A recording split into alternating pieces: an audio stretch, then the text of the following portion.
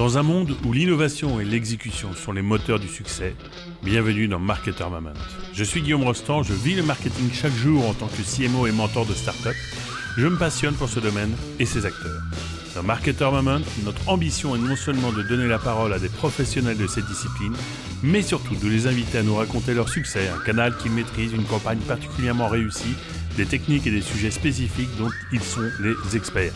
Pas de fioritures, du concret, au travers d'entretiens intenses dans lesquels les best practices, les échecs constructifs et les visions pour l'avenir du marketing sont discutés sans filtre. C'est une immersion dans la réalité d'un marketeur au sommet de son art. Marketer Moment est le podcast pour apprendre, être inspiré et peut-être même défier votre propre approche du marketing.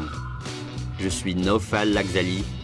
J'aborde le marketing depuis plus de 10 ans en tant que growth marketer et aujourd'hui en tant que fondateur de la plateforme de marketers Mathird. Je serai votre complice sur ce voyage au cœur de l'excellence du marketing et je vous souhaite une bonne écoute. Et c'est parti. Bonjour à tous, bienvenue dans un épisode de Marketer Moment qui va être un épisode exceptionnel puisque mon invité du jour est Antoine Lenel qui est VP Growth chez Revolut et avec qui on va parler de comment on gère un mix marketing at scale quand on a dépassé les 40 millions d'utilisateurs onboardés, quand on est multi-pays, quand on est multi-plateforme de diffusion et quand j'imagine qu'au contraire de nos petites startups, on a un mix et un budget qui est plutôt complexe à gérer. Salut Antoine, bienvenue dans Marketer Moment. Salut Guillaume, merci de ton invitation. Je t'en prie. Alors avant de parler de Revolut, tu travailles aujourd'hui depuis quelques années. Est-ce que tu peux nous présenter un peu ton parcours et comment on arrive à devenir le VP marketing de Revolut? D'accord, ok. Alors déjà, moi, je ne suis pas un marketeur à la base. Je suis arrivé dans le marketing un peu plutôt par accident. Moi, je suis un ingénieur à la base. Après, j'ai fait pas mal de conseils où en fait, j'ai beaucoup travaillé sur des problématiques de marketing analytique. Je fais beaucoup de pricing, de CRM, etc., etc. Donc, je suis vraiment arrivé par l'analytique à tout ça. J'ai travaillé pendant quasiment 7-8 ans pour King, donc le développeur de Candy Crush, où j'ai eu un certain nombre de rôles jusqu'à VP Growth. Donc, j'étais en charge de tout ce qui était performance marketing et tout ce qui était croissance pour l'ensemble du portefeuille de King. Donc, tu vois, c'est vraiment très par l'analytique, par le data science que je suis arrivé là. Et donc, de King, je suis ensuite passé côté Revolut. Et donc là, maintenant, chez Revolut, je suis en charge de tout ce qui est marketing, que ce soit brand marketing, performance marketing, etc. au niveau global. Donc, avec des équipes à la fois centrales et des équipes en pays. C'est intéressant parce qu'il y a des profils comme le tien qui viennent des métiers plutôt, d'une formation plus ingénieur et je pense que ça résonne avec ce qu'est devenu notre métier, qui est devenu un métier de chiffres, là où quand moi j'ai commencé, on avait encore un peu de place à l'imagination, il y en a toujours, mais on est vraiment, particulièrement quand on est pure player, on est nécessairement data-driven parce que, et je pense que ça nous fera une porte d'entrée dans le sujet parce que les plateformes sont de plus en plus complexes, mais l'attribution, la contribution, toutes ces notions qui étaient un peu, qui étaient un peu embryonnaires il y a 15 ans quand moi j'ai commencé dans ce métier, aujourd'hui c'est la clé et on ne peut pas manager son mix marketing sans avoir vraiment un socle de data et de data analyse extrêmement solide. Et vraiment, c'est un fait historique. Je suis toujours un peu vieux con quand je dis ça pour commencer les épisodes, mais c'est vrai qu'à l'époque, il y avait quelques plateformes, beaucoup d'Excel. Et aujourd'hui, justement, quand tu arrives chez Revolut il y a quelques années, où en est l'entreprise et puis quelles sont tes premières missions quand tu prends ton poste? Alors, moi, j'ai rejoint Revolut donc, il y a 3 ans. Et c'était à une époque où, grosso modo, Revolut ne faisait pas trop de marketing. C'était la croissance qui avait eu lieu, elle était essentiellement organique. Par le bouche à oreille. Et en fait, à un moment, ce qui s'est passé, c'est qu'on a décidé d'accélérer la croissance parce que le bouche à oreille, c'est bien, mais on peut aller plus vite que ça. Et donc, en fait, c'est ce qui s'est passé. Et en fait, sur les 3 dernières années, on a vraiment accéléré la croissance chez Revolut et on a allumé un certain nombre de nouveaux canaux. Je pense on va en parler des différents canaux et l'approche qu'on a eue. C'est-à-dire qu'on n'arrive pas à une stratégie in fine avec tous les canaux d'un coup, si tu veux. C'est une approche qui est quand même hyper graduelle. Et aujourd'hui, on arrive vraiment à un moment où chez Revolut, on a une approche à la fois globale, locale et multicanal qui est assez complète quand même aujourd'hui. On peut dire en termes de marketing engine, on arrive à un niveau de maturité qui est intéressant. Et ce qui est étonnant, c'est que tu dis en 3 ans, c'est-à-dire qu'avant 3 ans où le focus était mis sur la growth, au sens large, c'était ce qu'on appelle du product-led growth, c'est-à-dire que le bouche à oreille a permis d'atteindre un chiffre déjà, c'était déjà très connu, mais a permis d'atteindre un certain tipping point de l'app, c'est-à-dire sans ou avec très peu d'investissement marketing. Alors, est-ce que c'était peu d'investissement ou pas forcément une unification de cet investissement et de la manière dont il était alloué? Alors, moi, j'ai 2 exemples. J'ai l'exemple de King, donc de Candy Crush, et l'exemple de Revolut. Et les 2 sont quand même des licornes parmi les licornes, parce que à la fois Candy Crush a redéfini complètement un secteur du gaming, et Revolut est en train de refaire la même chose, grosso modo, dans la banque. Et ce qui est intéressant, c'est de voir les points communs sur les phases de croissance des deux produits. Et ce que tu te rends compte, c'est que la première phase de croissance, c'est toujours par le produit. D'accord? Et tu entends beaucoup de founders, de startups, etc., qui disent « J'arrive pas à croître, c'est parce que j'ai un bottleneck, c'est ma brand awareness. » Tu vois? Ouais. J'ai pas de brand, je peux pas faire de croissance. Et ça, en fait, c'est faux. Et en fait, c'est totalement faux, si tu veux. Tu vois, Candy Crush, ça a été une big brand avant de mettre un premier centime dans le marketing. Revolut était une big brand avant de mettre 1 centime dans le marketing. Et donc moi, je suis un avocat de dire que le brand n'a rien à faire avec le marketing. C'est une conséquence, c'est pas une cause quelque part. Exactement. C'est-à-dire qu'en fait, au moins au début, ta pénétration va driver ta brand awareness plutôt que l'inverse. C'est pas parce que tu as plus de brand awareness que tu vas augmenter la pénétration de ton produit. C'est en fait l'inverse, si tu veux. Et c'est là où il faut vraiment se focaliser sur le produit. Déjà, ton produit, il doit être excellent. Il doit être tellement bon que c'est une évidence que les gens doivent l'utiliser. Si ce n'est pas le cas, c'est que le produit n'est pas bon. Il faut qu'il y ait une évidence dans ton produit. Ça, c'est la première étape. La deuxième étape, que à la fois Revolut et Candy Crush ont très bien fait, c'est qu'il faut développer tes capacités en termes de viralité.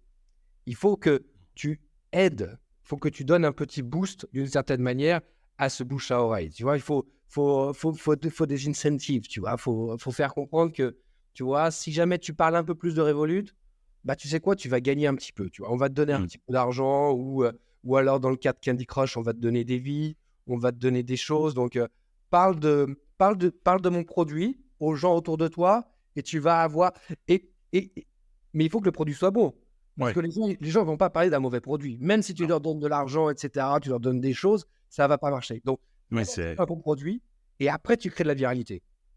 Oui, c'est hyper intéressant parce que le sujet du referral marketing, alors, qui n'est pas notre sujet aujourd'hui, mais qui compose, j'imagine beaucoup, au moins ce premier étage de la fusée, au moment où, ayant un produit qui est qui est bon, et donc qui naturellement a un potentiel de referral qui se fait. Je pense que c'est vraiment un des sujets sur lesquels, un peu comme le CRM, ça fait partie de ces sujets sur lesquels tout le monde se questionnait et qui font bien écho à ce que tu disais sur le côté, il me faut de la brand awareness, où j'arrive pas à pousser, mais il y a quelque chose d'assez naturel. On n'invente pas le referral juste parce qu'on a envie. Alors, tous les founders ont envie de créer du referral, mais c'est intéressant ce que tu dis dans le fait que tout ça soit une conséquence et non pas une cause. Donc, il faut assembler les blocs dans le bon sens pour que ça fonctionne.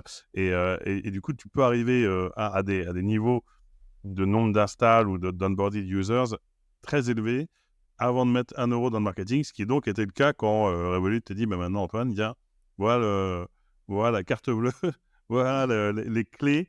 Et alors, je pense qu'il y a un vrai sujet de fond quand tu dis on est global, local et multicanal, c'est quel est ton premier axe de développement? On va parler de tests. Quels sont les premiers canaux où tu dis, OK, s'il y a un canal qu'on doit maîtriser, parce que fondamentalement, quand tu fais du paid, et j'imagine que chez King, on peut parler de Facebook qui devait être très important, il y a un canal qu'il faut maîtriser à fond et qui est le premier sur lequel tu te concentres. Est-ce que c'est comme ça que tu fais ça? Tu dis, je vais poncer un canal, je vais le maîtriser, je vais voir jusqu'où je peux aller et ensuite, j'enclencherai les tests, ou est-ce que tu lances des tests dans tous les sens, ou comment tu articules cette partie-là à partir du moment où tu lances le paid?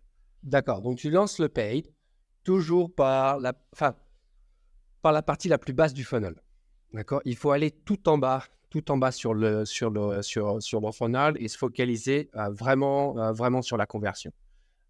C'est là où tu vas t'assurer que tu vas avoir le meilleur retour sur investissement. D'accord, parce que c'est là où tu vas réussir à faire tes optimisations au niveau local et avoir ton ROI sur ce que tu fais. Donc, tu pars vraiment du plus bas sur le funnel. Alors, ça peut être Google Ads, ça peut être du Facebook, ça peut être, etc., tu vois, de l'affiliate. Ça peut être des choses qui sont hyper dans la conversion. Pourquoi? Parce qu'en fait, tout ce que tu vas faire après, ça va être au-dessus et il faut t'assurer que tu es un peu le fishing net. Tu vois, c'est ça qui va te donner le phishing net, parce que ça ne sert à rien de faire des choses plus hautes si tu n'as pas le phishing net pour récupérer tout ce que tu vas faire en termes de brand awareness, brand consideration, etc. Tu vois, si tu développes un petit peu ta brand equity, si tu n'as pas le phishing net en bas, tu vas grosso modo burner, tu vas brûler du cash. C'est un château de cartes. Exactement. Ouais. Et donc, du coup, il faut vraiment avoir la base, qui est vraiment la conversion. Tu dois assurer la conversion. Et donc, tu fais fluidement. Et alors c'est intéressant parce que quand donc le bas du funnel, comment tu exprimes ça? C'est en termes de canal, parce que tu as cité Google Ads, j'ai encore tendance à dire AdWords, ça montre comme je suis vieux. Google Ads, Facebook, enfin tout l'ensemble du réseau Meta. Est-ce que c'est en termes de créative, en termes de targeting? Comment est-ce que tu qualifierais justement ce que tu considères étant bas de funnel, en dehors, si on peut faire en dehors de la dichotomie, en gros, pub télé et Google Ads? Est-ce qu'il y a quelque chose qui définit le bas du funnel dans le messaging, dans le targeting, pour justement créer ce socle solide? C'est l'attribution avant tout. C'est-à-dire que le plus bas du funnel, c'est ce qui te permet d'avoir une attribution à quasiment 100%, si tu veux. C'est là où tu peux savoir exactement chaque euro que tu vas mettre dans le growth engine, tu vas savoir exactement ce qui va retourner. Donc, c'est là où tu vas avoir une attribution complète, en fait, du système. Et c'est ces canaux-là que tu vas pouvoir optimiser. Parce que là, tu arrives et on en discutait juste avant, c'est justement cette idée de comment est-ce que tu peux faire de la growth sans sacrifier ta profitability. Parce que c'est ça qu'on a réussi à faire chez Revolut, c'est qu'on a réussi à faire une croissance exponentielle et en générant plus de profit. Donc, on a réussi à faire les deux en même temps, alors que tu entends souvent la problématique, soit on fait de la growth, soit on fait de la profitability, et donc du coup, on fait soit l'un, soit l'autre. Et en fait, si tu arrives à avoir un growth engine suffisamment performant, en fait, tu te rends compte que tu fais les deux. Comment est-ce que tu fais les deux? Tu développes en fait des modèles de ROI, etc., qui font que tu ne regardes plus les CAC, les CPA, etc. C'est pas intéressant, si tu veux. C'est pas une métrique. D'accord. Moi, ça fait 10 ans que je parle plus de CAC, de CPA ou autre. Ça n'est pas une métrique. Le seul métrique, c'est ton ROI.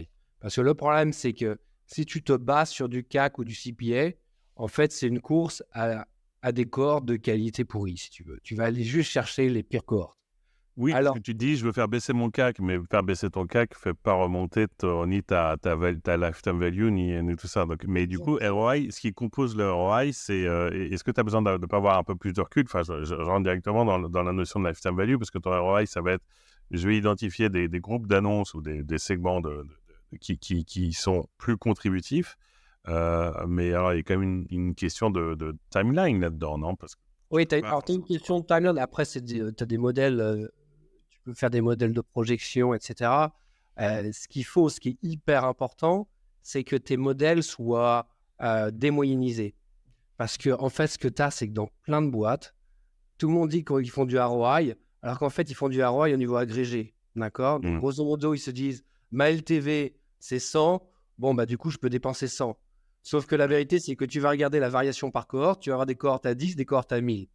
Et donc, ce que tu vas croire que du coup, ton ROI, il est à 100% parce que tu dépenses 100 et tu récupères 100. Sauf qu'en fait, quand tu vas regarder à un niveau granulaire, tu vas te rendre compte que tu as des campagnes, en fait, qui crachent un ROI super élevé et des campagnes, en fait, qui sortent rien du tout.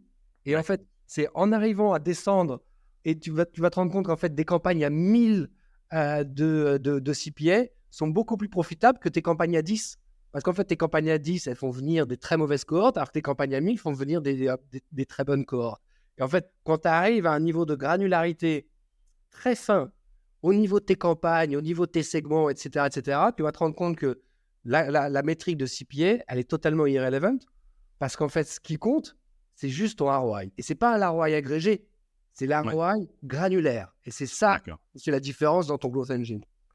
Et donc, ce qui veut dire que quand tu lances tes premières campagnes, tu as déjà l'idée de ne pas les agréger et de les regarder une par une dans le détail. Dans le détail, ça se joue dans la manière dont tu construis ton modèle au moment de lancer tes campagnes. C'est-à-dire que tu es capable, tu veux vraiment, tu crées tes campagnes dans l'optique de pouvoir très vite relever les différentiels de ROI, au contraire de vouloir les moyenniser. Donc, c'est beaucoup dans le détail. J'imagine que tu peux avoir des campagnes. Est-ce que ça nécessite d'être très granulaire aussi dans ta construction de campagne? Ouais, exactement. Et ça, en fait, et c'est là où c'est hyper important avant d'avoir eu ta croissance organique et ta croissance peut-être sur la viralité, etc. Parce que du coup, tu connais déjà comment tes cohortes vont se comporter. Donc, tu as déjà la donnée. Et donc, en fait, tu es capable, par exemple, au bout d'une semaine ou autre, de comportement client, de te dire, bon, bah, je sais, après une semaine, un client qui fait ça, dans 6 mois, il va me rapporter ça. Je sais très bien. Tu peux le modéliser, tu as les volumes, etc. parce que tu as fait ta croissance organique avant et donc tu connais les comportements clients. Et donc, tu sais que quand tu vas acquérir ces cohortes qui, au bout d'une semaine, se comportent comme ça, et ben du coup, ça, c'est les bonnes cohortes. Donc là, je bide. Là, je bide, là, je bide, là, je bide, là, je bide. Et par contre, là, je vois que j'ai pas les post-back, j'ai pas les retours des clients qui me font penser que la cohorte va être bonne. Donc là, j'arrête. Là, je pull back et je réalloue mon budget ailleurs, etc. Donc, c'est comme ça que ça fonctionne. Et donc oui, effectivement, tu te bases sur un historique où tu permets de faire une sorte de contrôle groupe entre le naturel, entre l'organique, qui est l'historique, et toutes tes campagnes. Et dans ces cas-là, effectivement, ça te permet de pouvoir... j'imagine qu'ensuite, assez vite, tu as eu un budget assez important et qu'après, on va parler de la manière dont tu attaques chaque marché, chaque canal. Mais du coup, ton temps de réalisation de ton objectif, qui l'amène à bider plus ou à couper, tu arrives à le descendre à quelques jours. Est-ce que c'est une question? Est-ce que tu as un objectif là-dessus? Tu te dis, OK, au bout de X, N jours, c'est go, no go, on bide plus. Et si on bide plus, on sait que plus on bide, plus on peut augmenter le CAC. C'est pas parce qu'on bide plus qu'on va avoir la même qualité forcément de cohorte. Mais en gros, cette approche-là te permet de te dire, j'ai mon protocole de test fait qu'en tant de jours, je sais si je coupe ou si j'augmente. Oui, c'est ça, exactement. Alors après, nous, tout ça, c'est automatisé. C'est que des modèles d'AI et de machine learning qui font automatiquement toutes les optimisations au niveau granulaire, si tu veux. Parce que ça, c'est des modèles d'arbitration, en fait, d'arbitrage. C'est-à-dire que tu as ton CPA, tu as ton LTV, tu as le ROI, et grosso modo, il faut s'assurer que, grosso modo, j'ai ma conversion par campagne, j'ai la qualité des cohortes par campagne, et je m'assure à chaque fois que c'est bon. Et donc ça, c'est la base. Ça, c'est la base. Et après, à partir de là, qu'est-ce que tu fais? Donc, du coup, j'ai ma conversion par campagne et j'ai ma LTV par campagne. D'accord? Bon, à un niveau actuel, donc tu te dis, bon, voilà. Donc là, ça me donne ma vitesse de croisière. D'accord? J'ai ma vitesse de croisière de croissance où, grosso modo, aujourd'hui, avec ma brand et mon produit, etc., grosso modo, j'ai ça comme conversion, c'est mon CTR, etc. Et puis, mon produit, il me donne ça de LTV. Et donc, du coup, voilà. Donc, ça c'est le sel. D'accord? Donc là, tu crois. Et c'est à partir de là où tu commences à rajouter des couches dans ton marketing mix. Donc là, tu vas rajouter des couches qui vont te permettre de faire deux choses. Un, ça va te permettre d'augmenter ta conversion. Donc, si j'arrive à augmenter ma conversion, du coup, mon CPA sur mes campagnes, il va baisser. Donc, du coup, mon ROI, mécaniquement, il va monter. Et si mon ROI, il augmente, je vais pouvoir mettre plus de marketing dedans. Donc, comment est-ce que je baisse mon CTR? Donc là, c'est tout un jeu d'abord d'optimisation de la créa. Donc là, tu optimises la créa, etc. Donc, c'est là où, par exemple, nous, on a travaillé beaucoup avec tout ce qui est influenceur, etc. parce qu'ils te donnent beaucoup de user-generated content, etc. qui marche très bien. Et c'est là où tu commences, et on va en parler après, c'est là où tu commences à investir sur la brand. Parce que si tu commences à investir sur la brand, qu'est-ce qui va se passer? En fait, tu vas voir aussi ton CTR qui va baisser. Ton CTR qui va baisser parce que le CTR va monter. C'est-à-dire que les gens vont reconnaître, il va y avoir une reconnaissance, et donc du coup, tu vas augmenter la performance de tes campagnes. Et de la même manière aussi, si tu commences à faire du brand marketing, etc., tu commences à construire plus d'engagement. Et en fait, ce que tu vas voir, c'est que tu auras ta LTV aussi qui va monter. Et donc, en fait, tu commences à arriver à un niveau où donc ça te coûte moins cher, ça te rapporte plus. Et donc, du coup, qu'est-ce que tu vas faire? Ça va te donner encore plus de fuel pour remettre dans l'engine du bas. Et en fait, et c'est pour ça, in fine, tout ce qui est important, c'est juste le filet du bas. Ouais, c'est juste le filet. Et ce qu'il faut, c'est le bas de funnel. Ce qu'il faut, et ensuite, après, tout ce que tu fais en plus, c'est juste pour alimenter le lower funnel. Donc, the end of the game, it's always le lower funnel, tu vois. Et donc, tout ce que tu fais après, au-dessus, etc., c'est juste pour fueler. Tu donnes de l'essence, si tu veux, à ton lower funnel. Mais quand tu dis, alors du coup, dans le temps, avec 3 ans de recul, est-ce que ton lower funnel, il reste, est-ce qu'il est immuable ou extensible à l'infini, ou est-ce qu'il ne se modifie pas intrinsèquement? Je pense que si on considère que c'est sur la base de Google Ads, j'imagine, c'est du affiliate, du Google Ads et du Meta. Peut-être qu'on peut rajouter TikTok ou d'autres canaux qui n'étaient pas aussi, qui n'avaient pas autant de volume d'impression, on va dire, il y a quelques années. Cette stack-là, elle reste, elle change pas en elle-même. C'est-à-dire que toi, tu continues à faire des tests, mais elle continue à provider un nombre suffisant avec des chiffres qui sont stables de nouveaux utilisateurs, voire même, je pense que tu vas dire que ça s'améliore même avec le temps. En gros, aujourd'hui, tu as un socle qui est fiabilisé autour de un nombre restreint de canaux avec du reach, un peu de retargeting, j'ai bien tous mix qu'on peut imaginer. En 3 ans, tu n'as pas vu dans ce mix-là des changements radicaux qui pourraient un peu remettre en question ton modèle? Alors, les changements radicaux, c'est tout ce qui est sur les modèles d'attribution. Parce qu'aujourd'hui, depuis iOS 14.5, etc., donc il y a eu quand même beaucoup de changements qui font que l'attribution est de plus en plus complexe. Donc, du coup, il faut réussir à s'adapter, il faut réussir à... Tu as des modèles, avant, tu avais toujours une attribution qui était déterministique. Maintenant, tu as des attributions qui sont un peu plus probabilistiques. Donc, tu t'adaptes, si tu veux, aux différentes situations. Mais, in fine, c'est la même chose. In fine, c'est toujours la même chose, quoi. Donc, tu t'adaptes, mais tu as toujours la même contrainte de choix. Et c'est toujours... Et donc, une fois que tu as créé ce safety net, qui donc sont des canaux online, enfin, on imagine très bien que tu as mis la mécanique qui te permettent de valider ta campagne de manière granulaire, de valider la contribution du canal, et puis beaucoup de créa. Et je pense que ça, c'est un sujet qui est un peu à cheval entre bas de funnel et quand tu remontes le funnel. C'est que la créa, il y a des études qui disent que la créa fait soit 60% de la perf d'une campagne. Monter d'un cran, une fois que tu as ton safety net, c'est quel... Alors, c'est 2 choses. C'est quel canal que tu privilégies? Et puis, qu'est-ce que ça change dans ta logique d'observation? Je dis ça parce que, typiquement, quand tu viens d'un monde très héroïste et que tu lances du YouTube, tu te dis, ouais, mais est-ce que je calcule la contribution? Si je calcule du last click ou du click out, j'arrête tout, puisque c'est pas comme ça que se comporte le média. Donc voilà, une fois que tu passes le cran du dessus, comment tu le définis et comment tu le pilotes? Alors, donc la problématique du safety net, c'est qu'il est très capé en termes de croissance, d'accord? Parce qu'en fait, c'est juste un engine. Et donc, du coup, c'est un engine qui, après, croît à sa vitesse. Et en fait, il n'y a que ce que tu vas rajouter après au-dessus de lui qui va te permettre d'accélérer la baseline et de lui donner plus de puissance, tu vois, d'une certaine manière. Et donc, en fait, c'est là où tu commences à travailler sur des problématiques plus above the line, que ce soit de la télé, que ce soit... Alors, moi, je préfère commencer par du mid-funnel, tu vois, donc plutôt du YouTube, plutôt des choses qui font plutôt brand marketing, mais où tu as encore un peu de tracking. Parce que quand tu vas après sur la télé, sur du out of home, sur même tout là-haut sur du sponsoring, tu vois, on a commencé à faire du sponsoring, etc. Tu perds encore plus de tracking, quoi. Parce que là, après, en fait, quand tu montes, le tracking que tu as, c'est pas tant pour gérer ton attribution que pour t'assurer que tes campagnes soient optimisées. Ouais. D'accord. Donc, et en fait, tu arrives donc, par exemple, la télé, quand tu fais de la télé, le tracking de la télé, tu vas toujours te rendre compte que si tu regardes, si tu essaies de faire un tracking un peu précis, etc., c'est pas du tout compétitif, si tu veux, évidemment, en termes Ouais. par rapport aux autres canaux. Mais au moins, tu vas avoir un tracking relatif qui va te permettre d'optimiser la télé. D'accord.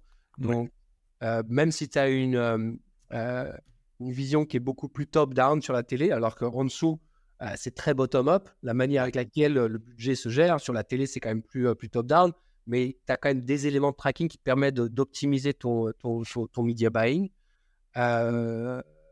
Mais ce que tu vois, c'est que quand tu fais ces grosses campagnes de brand, etc., tu vois que tu crées un shift significatif sur ton lower funnel. Tu vois, quand tu vas faire une campagne, on va dire de 2 mois, 3 mois, où tu vas vraiment sur la télé, tu vas faire du out of home, tu vas faire de la radio, tu vas faire plein de choses, de la presse, ce que tu veux. Tu vas te rendre compte qu'il va y avoir 2 choses. La première chose, c'est que tes métriques de brand awareness vont monter. Donc, tu vas voir la conversion de tes campagnes sur ton lower funnel qui va s'améliorer. Et tu vas te rendre compte aussi, notamment quand tu atteins une certaine taille critique, et c'est pour ça que c'est intéressant de faire le brand marketing tard, c'est qu'en fait, une grosse part de l'impact de ton brand marketing va être sur les clients actuels. D'accord. De réengagement ou d'activation. Ou même d'engagement, de force engagement, d'accord. Quelqu'un qui est actif, tu fais une campagne télé, et ça, on l'a vu sur ton lead crush, etc. En fait, tu vois que tu génères beaucoup d'activités auprès des actifs, auprès des inactifs, auprès de tout le monde. Et donc, le problème, c'est que quand tu commences à faire de la télé ou du brand marketing trop tôt, eh ben, en fait, tu te coupes de l'impact que ces canaux peuvent avoir parce qu'en fait, tu ne l'as pas. Oui, oui, bien sûr. Et qui peuvent avoir a posteriori, enfin post-product market fit, lower funnel, mid funnel, qui est de l'activation où en fait, tu n'as pas besoin de payer ce fameux CPA, tu n'as pas besoin de le repayer. Exactement. Et donc, du coup, quand tu fais du brand marketing, il faut s'assurer que tu fais du brand marketing quand tu es déjà gros. Et donc, c'est l'avantage d'être très gros. C'est plus tu es gros, plus tu auras d'impact par le brand marketing. Et alors, c'est marrant parce que je pensais revenir un peu au mid-funnel. Est-ce que tout ce que les plateformes offrent en brand lift sont quelque chose de pertinent, tu trouves? Parce que si on se replace, donc tu es mid-funnel, donc tu as ta stack qui tourne sur vraiment l'acquisition avec une visite très héroïste, tu commences à faire plus donc de la vidéo, plus pas encore de la pub TV, mais tu es entre les deux. Il y a un plus faible effet, j'imagine, sur la partie sur le lift organique. Mais est-ce que généralement Meta et Google t'offrent un brand lift, est-ce que c'est quelque chose sur lequel tu peux baser ta strat ou est-ce que c'est un peu cosmétique? Alors moi j'ai un peu mon avis, quand tu vois que la manière dont je te pose la question, c'est que j'ai un peu mon avis sur la chose, mais... Je me méfie toujours des lift studies qui sont faites par les plateformes elles-mêmes. Ouais. Parce que tu sais, ils te proposent tous des outils de media mix modeling, etc., des modèles économétriques et compagnie. Et un jour, il faudrait s'amuser à faire l'addition de tous ces MMM et tu te rendrais compte qu'en fait, tu es 10 fois plus gros que ce que tu es vraiment. Ouais. Là, quand j'additionne TikTok, Facebook, Google, etc., tout ce que vous me dites en termes de lift. Je fais 6 fois plus de conversion normalement. Alors, où est-ce que je retrouve ça? Oui, bah alors du coup, ce mid-funnel, il y a peut-être un passage critique sur la manière dont tu vas traquer, parce que puisque tu n'as pas encore trigger le moment où la brand a cet effet en cascade d'activation, d'acquisition, puis in fine aussi de l'augmentation du nombre d'impressions sur ton brand name, quand tu es au milieu du guet, qu'est-ce que tu fais? Il y a une partie de bid, il y a une partie de conviction, il y a une partie, tu vois, c'est intéressant parce que pour arriver à un peu ce climax où une pub télé va trigger l'ensemble de tes canaux déjà installés, il y a cette espèce de milieu de la maison. Alors, je ne sais pas comment je le sais. On a les fondations, c'est peut-être la terrasse ou le rez-de-chaussée, ou entre le rez-de-chaussée et le premier étage. Comment tu t'assures qu'il soit efficace? Précisément, c'est pour ça que j'utilisais le brand lift. Précisément, je trouve que tu n'as pas forcément d'indicateurs extrêmement clés de la performance pure de la campagne. J'ai raison ou est-ce que tu crées des modèles qui te permettent de contourner un peu le sujet, au moins temporairement? Tu peux. Alors, c'est là après où l'avantage d'un acteur comme King ou comme Revolut, c'est que ce sont des acteurs globaux et qui, d'ailleurs, je suis un fervent avocat des équipes centralisées plutôt que des équipes locales, parce que l'avantage que tu as, c'est que tu peux faire des tests partout. Et que tu peux t'amuser à éteindre complètement un pays, à allumer juste du YouTube, à allumer juste de la télé. Tu vois, tu peux vraiment jouer à faire des choses très extrêmes. Parce qu'il faut être très extrême dans ton test. Parce que si tu n'es pas suffisamment extrême, tu ne vas rien lire. Tu vas rien lire. Donc, ce qu'il faut, c'est être drastique. Tu vois. Et c'est pour ça qu'il ne faut pas d'équipe locale. C'est comment tu vas les justifier au patron des Pays-Bas. Tu vas dire, bon, bah tiens, je t'ai éteint pendant 2 mois. Ouais. Il dit, mais pourquoi? Je dis, Parce qu'il faut être drastique. Parce que je t'ai éteint. T'es complètement éteint. Ah oui, j'ai arrêté tout le marketing. Il y a des pays comme ça, j'arrête complètement le marketing pendant 2 mois. J'arrête tout. Tu vois, t'éteins tout. Pareil, quand on faisait chez Candy Crush, etc., il faut prendre des décisions drastiques parce que tu peux pas améliorer les choses, tu peux pas mesurer les choses. Tu sais, c'est en mécanique quantique, tu sais, tu as ce concept, le principe d'incertitude d'Heisenberg, qui dit que si tu mesures quelque chose avec précision, tu perds en précision de l'autre côté. Donc, c'est se dire que tu peux rien mesurer sans que ça te coûte. Et c'est un peu, tu sais, l'idée de Media Mix Modeling, où grosso modo, c'est la solution miracle où tu mesures sans que ça te coûte quoi que ce soit. Ça, c'est pas vrai. Si tu veux avoir une mesure précise, il faut que ça te coûte. Moi, des moments, ça me coûte que je dois éteindre un marché complètement. Donc, du coup, je fais plus de croissance dans ce marché-là, ou je fais plus de croissance du tout sur ce segment-là, ou sur ci, ou sur ça, si tu veux. Donc, et oui, ça me coûte de l'argent, mais il faut accepter le fait de faire ça, si tu veux. Tu peux pas... Le modèle prenne en maturité et gagne en lisibilité. Mais ça veut dire qu'en fait, oui, tu dis qu'il y a une notion quand même de contrôle groupe permanent. Parce que quand tu dis je coupe, c'est quand même que tu compares un pays versus un autre. Tu peux, en fait, c'est la comparaison interne des campagnes qui te permettent de donner des avancements pour assurer ta conviction. Exactement. Mais tu fais ça sur tous les canaux tout le temps. J'ai toujours des tu vois, même sur le performance marketing, quand tu fais du branded search, etc., tu crées tu dois faire des tests d'incrémentalité tout le temps. Et ça te coûte. Parce que tu as toujours un contrôle groupe, et un contrôle groupe, c'est cher, en fait. Tu vois, oui, c'est cher. C'est cher, un contrôle groupe. Mais il faut l'accepter. De payer ce prix-là. Et ça, à partir du moment où tu sais le circonscrire à un pays, à canal, ou en tout cas à un groupe composé de plusieurs paramètres, ça te coûte cher, mais tu sais ce que ça te coûte. Et quelque part, tu sais combien de temps ça va te coûter avant d'arriver à poursuivre ta conviction. Et ça, pour arriver au moment où, quand tu es mid-funnel, donc ce sont des canaux qui sont toujours online, avec des notions de mesure, mais qui sont moins purement héroïstes et à base de kick-out et de calculs très précis. À quel moment tu te dis, pareil, je suis passé du mid-funnel au haut du funnel, qui est donc composé de out of home, de TV et de sponsoring sportif.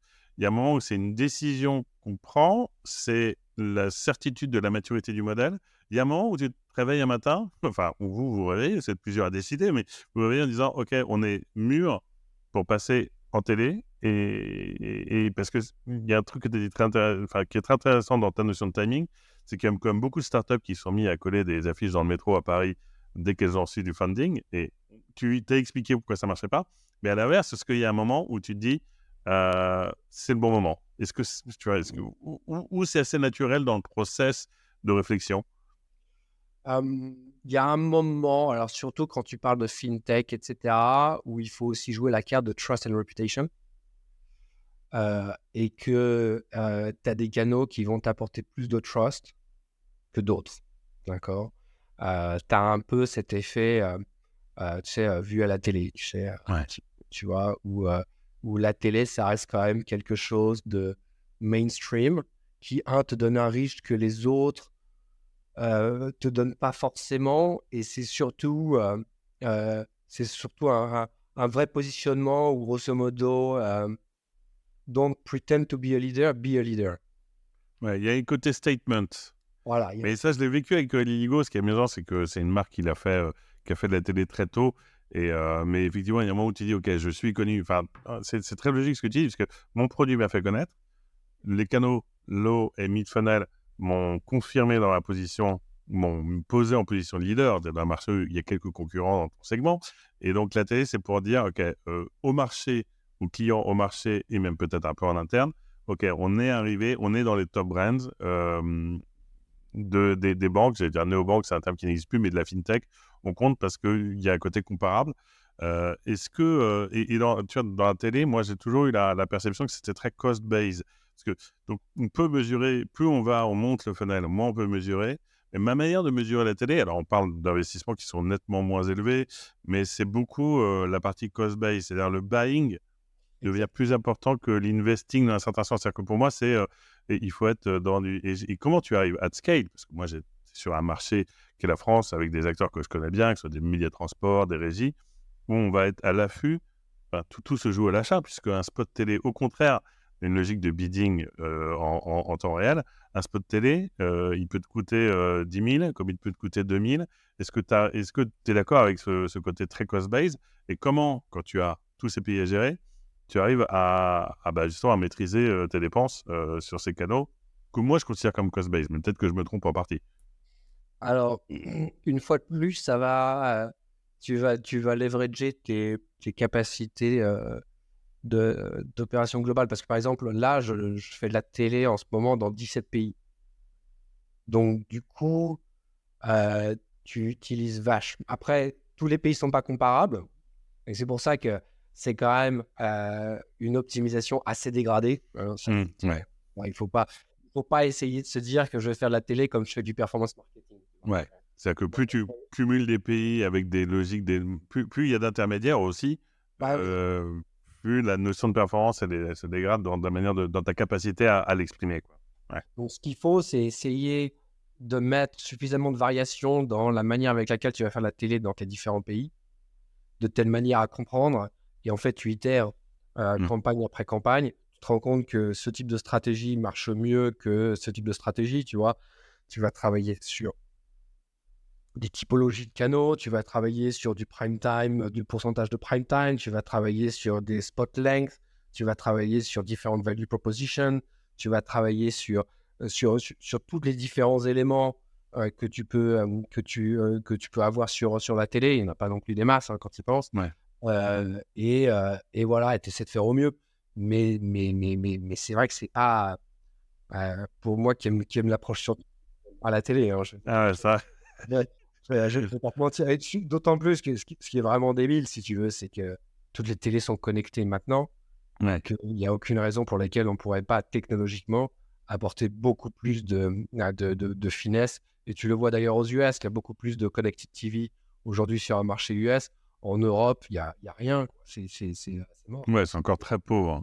C'est encore très, très pauvre. Mais c'est aussi mais en fait, tu te rends compte que c'est une industrie qui est complètement sclérosée parce qu'ils n'ont aucun intérêt à ce que ce soit trop targeté. Bien sûr. Ils n'ont aucun intérêt, si tu veux. Ils sont là pour vendre du reach. Et donc, du coup, ils n'ont aucun intérêt à faire avancer la technologie. La technologie, elle sera bonne pour les advertisers, pas pour les publishers. Et donc, Ouais. du coup, le truc est complètement sclérosé. Mais du coup, quand tu parles, ouais. Veut révolutionner la télé, faites-le. Il y a besoin de start-up pour révolutionner la télé parce que c'est. Mais bon, si les diffuseurs n'acceptent pas ces nouvelles technologies parce qu'elles vont faire baisser leur équivalent CPM prix au spot, du coup, tu vas voir, là tu auras une barrière d'entrée qui sera ton diffuseur.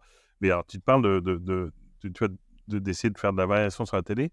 Ça m'amène à un point qui recoupe, c'est comment est-ce que tu peux faire des variations avec les emplacements, c'est-à-dire est-ce que tu fais des sponsoring, des montages de spots, mais en termes de creatives, de pubs, c'est-à-dire est-ce qu'aujourd'hui, tu peux tester en télé, vu que c'est quand même un process un peu long, est-ce que tu as cette souplesse de tester des créas différentes en dehors de la longueur de la créa, parce que c'est quand même encore aujourd'hui un process assez compliqué de faire de la vraie créa télé. Ah ouais, ouais, ça, je suis d'accord. Après, tu peux essayer des choses, tu peux le tester sur des canaux digitaux qui peuvent accepter des créas type télé. Mais le problème que tu as, c'est que le lead time entre les insights et ta capacité à adapter la créa fait que du coup, les insights que tu as eus sont probablement plus valables au moment où tu auras fait ta créa. Ouais, au moment où voilà, exactement. Ouais. Ouais, mais moi, tu vois, tu dis, ah non, finalement, il faut pas faire ça, il faut faire ça. Et alors, tu vas prendre 3 mois pour refaire ta production, etc. Et puis, tu vas le sortir 3 mois après. Tu dis, bah non, maintenant, on est l'été, c'est plus le Ouais. printemps, donc c'est différent, etc., etc. Donc, honnêtement, ouais, c'est pas trivial. Ouais, c'est pas trivial. Et pour prolonger ce point-là, comment est-ce que tu t'assures d'avoir sur le message de marque une unité? Alors, tu l'as dit, l'équipe est centralisée, donc c'est peut-être que ça permet de moins diluer le message de marque. Mais quand tu te retrouves aujourd'hui avec tous ces canaux ouverts, comment tu t'assures de la pertinence, de la cohérence du message de marque? Je pense particulièrement, tu parlais de lead time, tu vois, tu fais une campagne télé, est-ce que tu dois répercuter les assets créa en redescendant le funnel, ou est-ce que c'est quelque chose où tu te dis, bon, ça peut pas être parfait, mais on a au moins une bible qui fait que sur la manière dont on exprime le message de ce qu'est Revolut, on est à N% de cohérence. Alors, je pense que ça, c'est un fantasme de marketeur d'aligner la narrative entre tous tes canaux. Je pense que c'est un fantasme plus que quelque chose qui peut être fait, si tu veux. Je pense qu'au final, quand tu fais une campagne télé, tu vas essayer d'aligner ta créa sur l'ensemble du funnel. Mais en fait, tu vas rapidement te rendre compte qu'en fait, il ne faut pas le faire. Parce qu'en fait, tu D'accord. vas impacter ta performance. Qui fait que du coup, ça vaudra pas le coup. Parce que la vraie problématique, c'est exactement ce que tu dis. C'est la créa de la télé, elle n'est pas du tout optimisée. Elle est très peu optimisée, alors que ce que tu as tout en bas, c'est ultra optimisé. Donc, Ouais. pourquoi est-ce que tu imposerais la créa de quelque chose qui n'est pas optimisé sur quelque chose qui est hyper optimisé juste parce qu'on a un fantasme de marketeur où il dit il faut qu'on ait un message, etc., etc. Et donc, c'est là où il faut sortir des... De l'ancienne école, quelque part. Ah ouais, c'est ça, exactement. Où, moi, j'y crois pas du tout et je le fais Ouais. pas. Je pense que ça sert à Non, mais c'est hyper intéressant parce qu'en fait, tu te dis que c'est rien. Un presque le nivellement par le canal. bas. En gros, c'est un Ouais. nivellement par le bas. Parce En fait, que, c'est le canal qui dicte le message et c'est pas l'inverse, quoi, quelque part. voilà, Le c'est ça. canal Donc, qui. Ouais. et pourquoi tu irais t'aligner sur la créa qui est la moins optimisée? Ouais. Ça n'a pas de Non, sens. mais c'est sûr, non, mais c'est marrant parce que quand tu travailles avec des agences de pub qui veulent te faire des fameuses déclinaisons digitales de leur spot télé, il y a limite pas de CTA, donc je suis d'accord avec toi. Voire souvent, il y en a pas parce qu'ils trouvent ça moche. Mais donc, non, mais ce qui veut dire que tu peux avoir des messages un peu différents. Après, ton positionnement de marque, il est connu, et puis tu vas pas te mettre, enfin, tu n'es pas une app qui fait de la livraison, du last mile delivery, tu vas pas t'inventer des choses. Mais finalement, il n'y a pas une espèce de. Tu n'obliges pas tes équipes à avoir un message qui soit commun partout, à partir du moment où il est un minimum pertinent, mais ça, c'est l'intelligence des gens. Je veux dire, en revanche, c'est vraiment la capacité qu'a le canal à contribuer qui va quelque part influencer ce qui sera fondamentalement sur la créa. Donc, une vue, on revient à notre sujet de Rory, c'est une vue vraiment performative avant d'être une vue de brand. Et je pense que nos métiers redéfinissent, et on en parlait, notamment par data, la notion même de branding et de marketing. Alors aujourd'hui, tu dis l'équipe, elle est, enfin, tu dis c'est une nécessité d'avoir une équipe qui est centralisée alors si c'est pas trop pour l'unicité du message, c'est vraiment pour pouvoir maîtriser globalement l'ensemble des canaux de manière, enfin, je veux dire, uniforme et de pas reposer sur en fait, je dirais, parce que le seul truc qu'on pourrait dire, c'est les différences. En fait, tu te dis, je suis capable moi de comprendre les différences culturelles et les différences de canaux de manière centrale, et j'ai pas besoin d'avoir une équipe sur place pour me remonter ces Un insights. point, ça, c'est un autre fantasme de marketeur. Ouais. Le concept de la localisation, c'est ce qui est le plus important. Ouais. En disant non, mais il faut être culturally relevant, etc., etc. Ça, c'est un fantasme aussi. C'est-à-dire que 98% des créas qui fonctionnent dans un pays fonctionnent dans tous les autres. Et ça, c'est vrai. Candy Crush, 99% de mes créas, c'était les mêmes partout dans le monde, de celles qui marchaient. C'est-à-dire que tu laisses l'engine voir c'est quoi tes meilleurs CTR, etc., etc. C'était partout les mêmes. Ouais. Finalement, ça converge, quelle que soit la géographie. Revolut, c'est pareil. Que ça soit et dans des populations qui sont très différentes. Tu peux dire non mais attends, au Japon c'est quand même totalement différent. Tu peux pas dire ça. Si. Ouais. C'est que je le dis. Les chiffres le prouvent. Ah oui, exactement, quoi. Donc du coup il y a beaucoup d'investissement qui est fait dans la localisation, etc. Après il faut là où c'est important la localisation, c'est dans la traduction, dans tout ça, par exemple dans la copie, etc. Il faut être très bon. Faut faire attention. Mais dans le concept de la créa, je pense que l'uplift que tu vas avoir par localiser, tu vas le perdre par toutes les problématiques opérationnelles que ça va engendrer. C'est-à-dire parce que tu vas arriver dans un monde où tu vas avoir des couches de localisation de ci, de ça, tu vas construire une organisation qui est une horreur absolue, si tu veux, et qui va faire que tu vas créer beaucoup de complexité organisationnelle qui en fait vont pas payer, vont pas être justifiés par l'éventuel uplift que tu vas faire.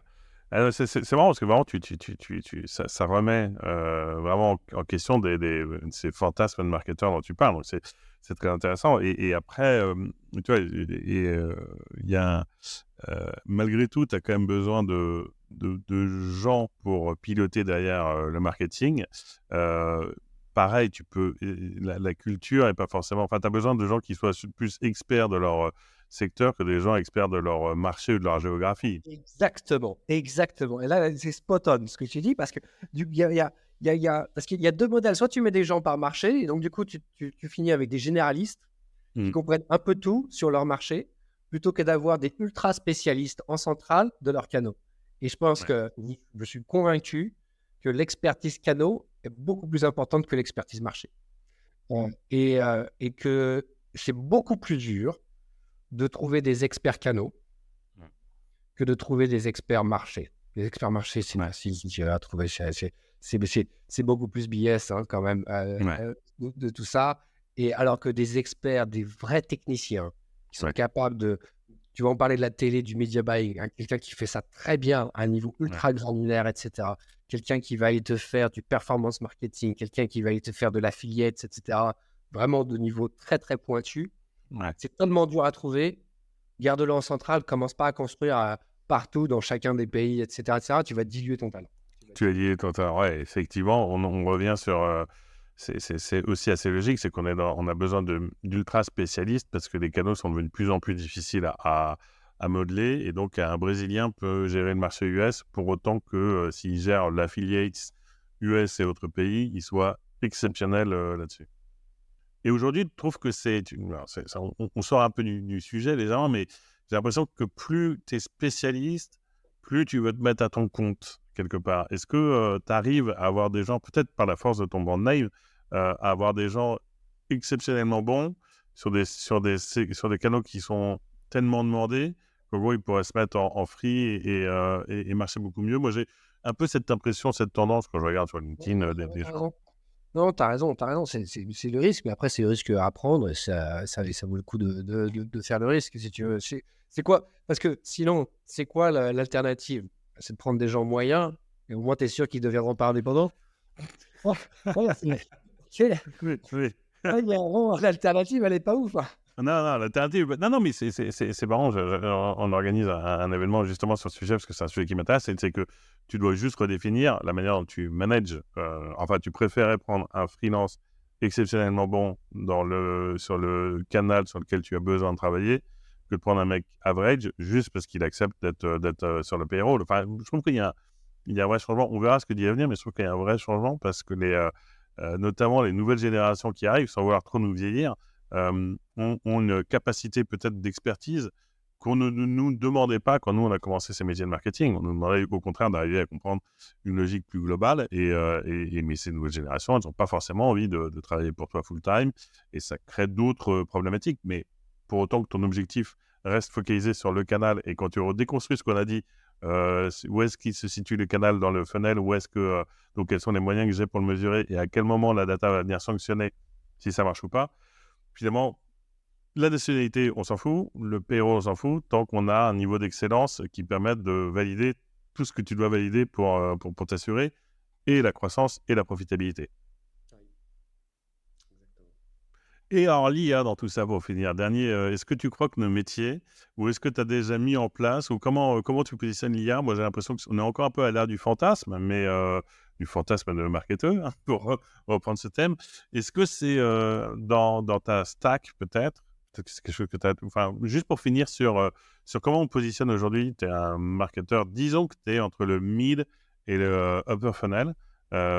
Parce que bas de funnel, c'est pas qu'on s'en fout, mais est-ce que c'est un vrai sujet pour toi ou est-ce que tu crois qu'on est encore assez loin d'être arrivé à un niveau de pertinence ou de moment où ça va vraiment changer la donne? Alors, aujourd'hui, il y a énormément d'applications en lower funnel de l'IA. Donc, ça, entre guillemets, c'est assez facile. Que ce soit sur tous les outils de auto-bidding et compagnie, où tout ça, ça doit être géré par l'IA. Même sur tout ce qui est créa en lower funnel, par exemple, toutes les copies, etc. Tout ça, ça doit être généré par intelligence artificielle. Même la localisation, tout ce qui est localisation, tout ça, tu laisses faire par l'IA. Tu vois, ça, ça me paraît, ça va. Dans un an, ça va être réglé, si tu veux. Tout le monde va faire ça. Même tes banners, etc. Tu vois, tout ça, je pense que ça va être généré par l'IA. Mid et upper funnel, c'est plus compliqué. Hein. C'est plus compliqué. Aujourd'hui encore, je pense qu'il y a quand même beaucoup de choses, notamment sur le mid funnel, qui est lié notamment par tout ce qui est influenceur marketing. Tout ce qui est le marketing d'influence, comment tu vas mettre l'IA, etc. Encore aujourd'hui, ça va être compliqué si tu veux. C'est pas demain la veille qu'on va voir ça. Après, la télé, le problème, c'est que tu n'as pas assez de données en entrée.